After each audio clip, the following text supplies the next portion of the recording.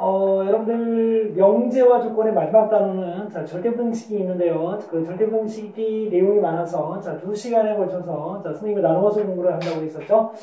자, 그래서 지난 시간에는 자, 절대부등식의 어떤 자, 기본이 되는 그런 내용들에 대해서 충실하게 이제 우리가 기본에 근거한 내용을 배웠습니다.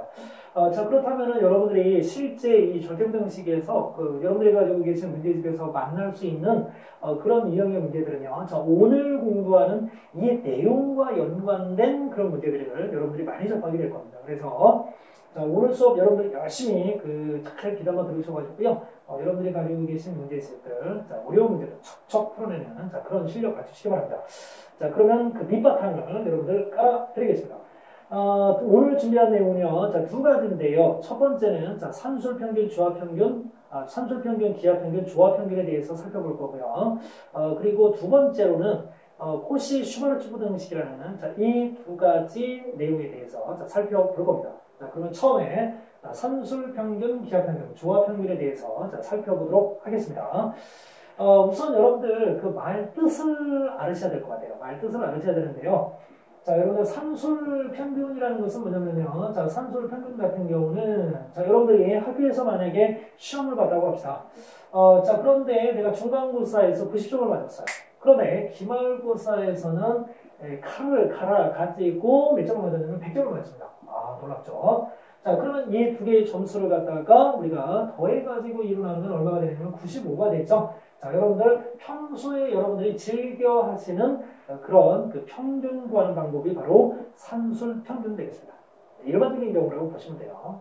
더해가지고요. 다 더해가지고 그 데이터가 그 자료가 다 몇 개였었느냐? 자, 그 개수로 나눠주시면 됩니다. 이런 식으로 하는 게 이제 산술평균인데요. 자, 두 번째 그러면 기하평균이라는 것은 자, 어느 경우냐? 선생님이 그냥 쉬운 예를 여러분들한테 하나씩 들어드리도록 하겠습니다. 일단 그 개념만 정확하게 여러분들이 구별하시라는 뜻에서요. 뭐 산술평균으로 하면 되지 기하평균으로 굳이 뭐하러 하느냐 여러분들이 이렇게 생각하실 수도 있는데요. 자, 기하평균이라는 것은 어느 때 사용을 하느냐면요. 어떤 회사가 있는데요. 이 회사가 성장을 해 가는데 일정한 비율로 성장해 나간다고 하겠습니다. 자, 그런데 만약에 1년 동안 성장을 한 결과 그 회사가 매출액이 다 우리가 토탈했을 때 한 2라고 한번 생각을 해보겠습니다. 자, 그러면 이제 일정한 비율로 계속 성장을 할 거예요. 그러면 두 번째 해도 그렇고요. 그 다음에 세 번째 해를 조사해 봤더니 일정한 비율로 계속 증가했을 때 세 번째 해를 봤더니 만약에 매출액이 처음에 출발할 때의 그 첫 번째 연도는 자, 2배였고요. 그 다음에 세 번째 연도는 몇 배냐면 8배였습니다. 만약에 이렇게 이 회사가 일정한 비율로 성장을 했다고 합시다. 자, 그러면 이 두 번째 2년 차의 성장, 즉 그 매출액은 얼마였었을까요? 이걸 만약에 여러분들 구하라고 하는 문제가 나와 있다고 생각을 해보겠습니다. 그러면 여러분들이 만약에 산술평균에 대한 그런 개념만 가지고 계시는 학생이라면 2 더하기 8 해가지고 2를 딱 나누면 얼마 나옵니까? 얘가 2 더하기 8 하면 10이죠. 10을 2로 나누면 5가 되죠. 5일 것이다. 이렇게 생각할 거예요. 그러면 이거를 5로 놓고 이렇게 보시면요. 이게 일정한 비율로 증가하지 않고 있다는 걸 알 수 있습니다. 자, 그러면 도대체 이럴 때는 평균을 어떻게 구해야 되느냐는 겁니다.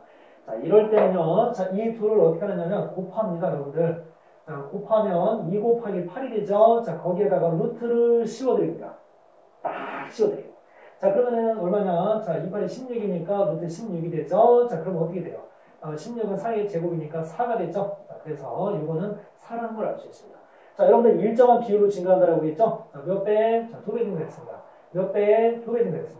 일정한 비율로 증가한 거 맞죠? 산술평균으로 여러분들 구하시면 일정한 비율로 증가할 때 찾아낼 수가 없습니다. 자, 그래서 이럴 때는 어떻게 해야 된다? 기하평균으로 해결을 하셔야 된다. 자, 이렇게 해서 여러분들 자, 어느 경우에 기하평균이 사용이 되는지 자, 우리가 한번 한 가지 예를 통해서만 한번 살펴봤고요. 여러분들이 아마 더 이렇게 찾아보면은 자, 많이 있을 겁니다. 자, 그리고 이제 세 번째, 자, 조합평균에 대한 이야기를 잠깐 그럼 또 해드리도록 하겠습니다. 자, 이거는요, 아마 여러분들 뭐 가장 실감나는 게 선생님이 생각할 때는 이렇게 강이 있다라고 한번 생각을 해볼까요? 여러분들이 만약에 보트를 타고 내려간다고 한번 해보겠습니다. 보트를 타고 내려가요. 그런데 이 거리가 아주 간단한 숫자로 하겠습니다. 정말 간단한 숫자. 거리가 1만큼 떨어져 있어요. 1만큼 떨어져 있는데, 요 속력 같은 경우도 원래 문자를 써서 표현할 수 있겠지만, 아주 숫자로 쉽게 하겠습니다. 숫자로 쉽게. 내려갈 때 배 속력이요, 강물의 속력하고 조금 플러스 내가지고 만약에 3이었다고 하겠습니다. 그런데 올라올 때는 아무래도 강물의 속력 때문에 좀 느려지겠죠. 그러면 이 속력을 2라고 한번 해보겠습니다, 여러분들. 자, 이거는 여러분들 뭐냐면 속력이고요. 이 일은 거리입니다. 자, 이것도 속력이에요. 자, 그러면 우리가 뭐를 구해볼 거냐면요.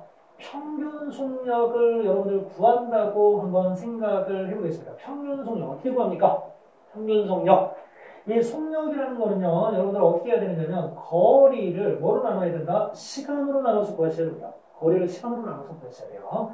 자, 그러면 거리 어떻게 됩니까? 내려갔다가 올라올 때, 내려갈 때는 3이라는 속력으로 갔고요. 그 다음에 올라올 때는 2라는 속력으로 올라왔죠?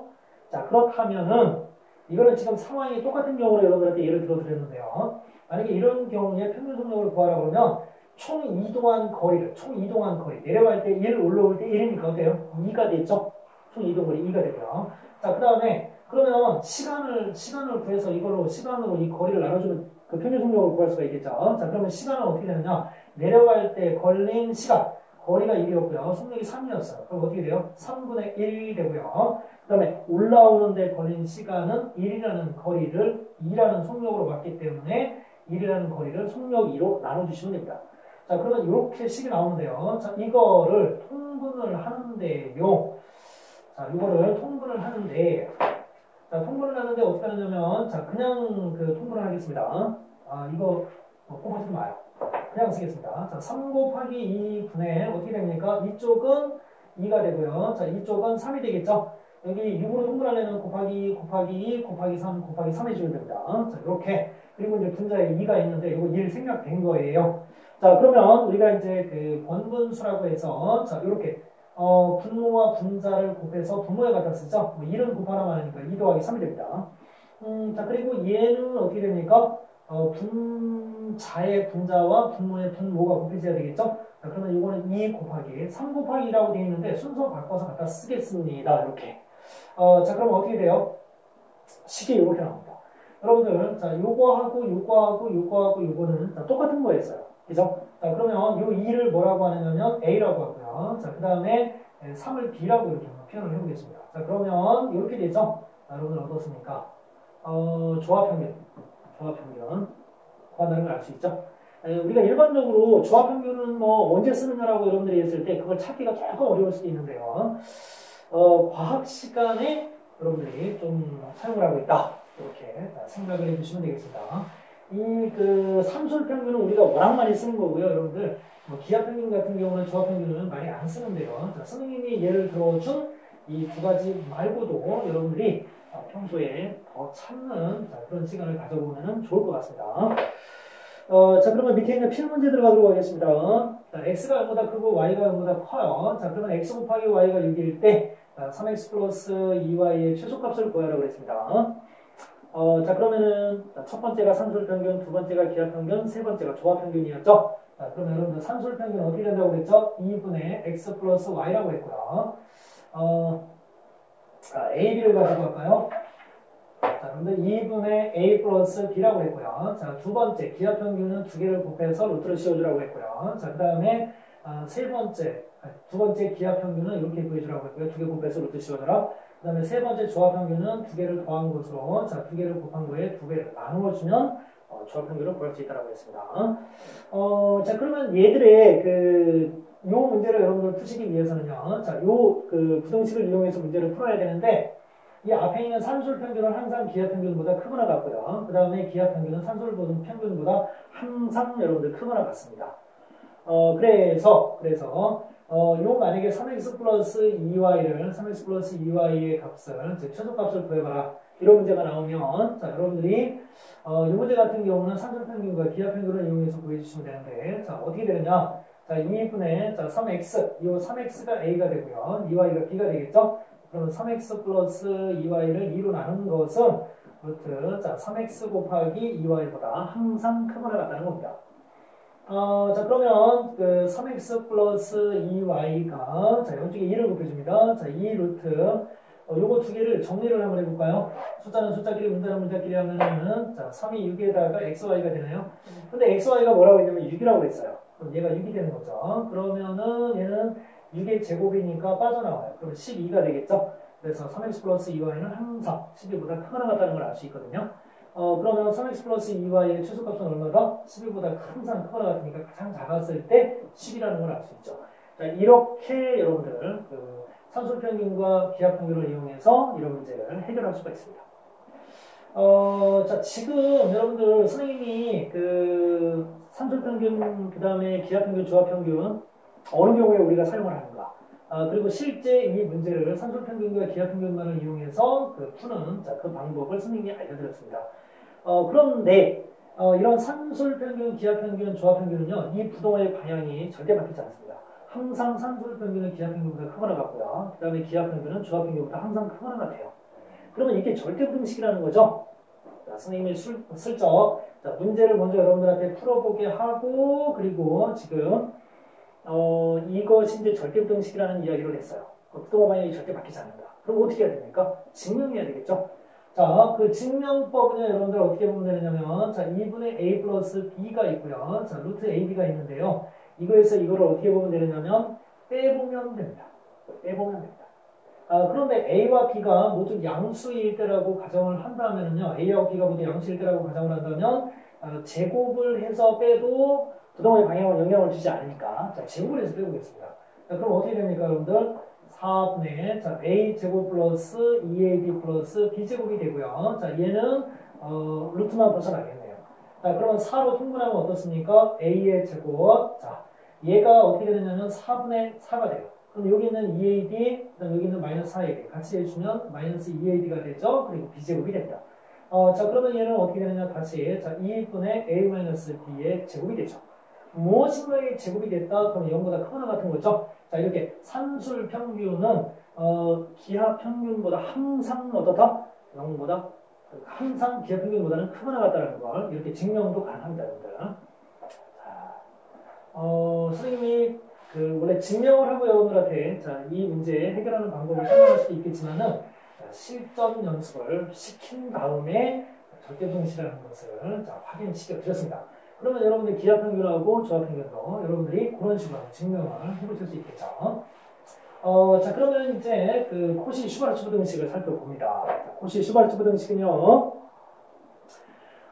a제곱 플러스 b제곱, x제곱 플러스 y제곱은, 요거는 이제 a하고 x하고 짝을 줍니다. 자, 그리고 b하고 y하고 짝을 줘요. ax 플러스 by의 제곱보다는 항상 크거나 같다. 이게 코시 슈바르츠 부등식입니다. 자, 그러면 한번 증명을 해볼까요? a제곱 x제곱, 그 다음에 a제곱 y제곱, 자, 그 다음에 우리부터 분배법칙으로 하면 b제곱 x제곱, b제곱 y제곱에서 이걸 빼보겠습니다. 자, 빼기 a제곱 x제곱 빼기 2ab xy, 그 다음에 마이너스 b제곱 y제곱이 되겠습니다.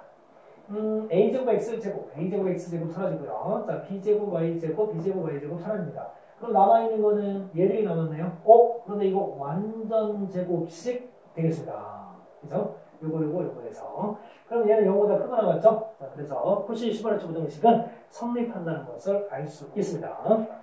그러니까 a제곱 플러스 b제곱과 x제곱 플러스 y제곱이 곱해져 있을 때 각각 하나씩 앞에 있는 애들끼리 곱한 ax와 뒤에 있는 것과 by의 합의 제곱은 항상 얘들보다는 얘들보다는 항상 크거나 같다는 게 그게 코시 슈바르츠 부등식이 되겠습니다. 이거를 이제 항을 3개로 하면은 이렇게 할 수 있고요. 이제 이거를 완전히 일반화를 시켜서 n개까지도 확장을 시켜서 요 코시 슈바르츠 부등식은 성립한다는 것을 알 수 있습니다. 그런데 큰 역할을 한 사람이 슈바르츠가 일반화시킨 증명법을 제시를 했죠. 자, 그러면 이제 필문제를 보겠습니다. 자, 실전 문제로 한 문제 이제 풀어봐야 되는데요. 자, 실수 x와 y에 대해서 x제곱 플러스 y제곱이 25고요. 자, 그렇다면 3x 플러스 4y의 값의 범위를 구하라고 했습니다. 자, 3x 플러스 4y의 범위를 구하라. 그런데 얘는요, 3하고 x하고 곱해져 있고요. 자, 얘는 4하고 y하고 곱해져 있어요. 그리고 x제곱, y제곱이 나와 있거든요. 그렇다면은 x제곱 y제곱 한번 써보고요. 그 다음에 3을 a라고 하고 4를 b라고 놓으면은 3의 제곱 플러스 4의 제곱 이렇게 쓸 수 있겠죠. 그리고 이거 앞뒤로 괄호하고 제곱을 해주면 왼쪽이 오른쪽보다는 항상 크거나 같다는 걸 알 수 있습니다. 이렇게 되면은요, 자, 얘가 3, 3은 9에다가 4, 4, 16, 25가 되고요. 그 다음에 얘는 25라고 알려졌고요. 자, 그러면 얘를 먼저 써볼까요? 3x 플러스 4y의 제곱은, 자, 부동호 방향, 얘를 왼쪽에 썼기 때문에요. 자, 25의 제곱이 됩니다. 자, 그러면 어떻게 됩니까? 자, 등식 3x 플러스 4y는요, 자, 어떻게 마이너스 25보다는 크거나 같고 자, 플러스 25보다는 작거나 같다는 것을 알 수 있습니다. 자, 그래서 얘가 최소값이 되고요. 그 다음에 얘가 뭐가 되느냐면 최대값이 되는 거죠. 자, 여러분들 오늘 절대부등식 마지막 시간이었고요. 실전에서 여러분들이 문제를 풀 때 가장 많이 나온다는 산술평균, 기하평균, 조합평균 그 내용과 그 다음에 코시 슈퍼노트 부등식에 대해서 살펴봤습니다. 자, 여러분들 이쪽 부분을요, 여러분들이 자신 있게 풀기 위해서는요, 다양한 종류의 문제를 많이 만나보셔야 됩니다. 조금 힘드셔도 여러분들이 가지고 계신 문제집에 있는 문제들 하나하나에 담겨져 있는 이런 그 이론의 적용 방법들에 대해서 여러분들이 잘 확인해가면서 공부하시기 바랍니다. 수고하셨습니다.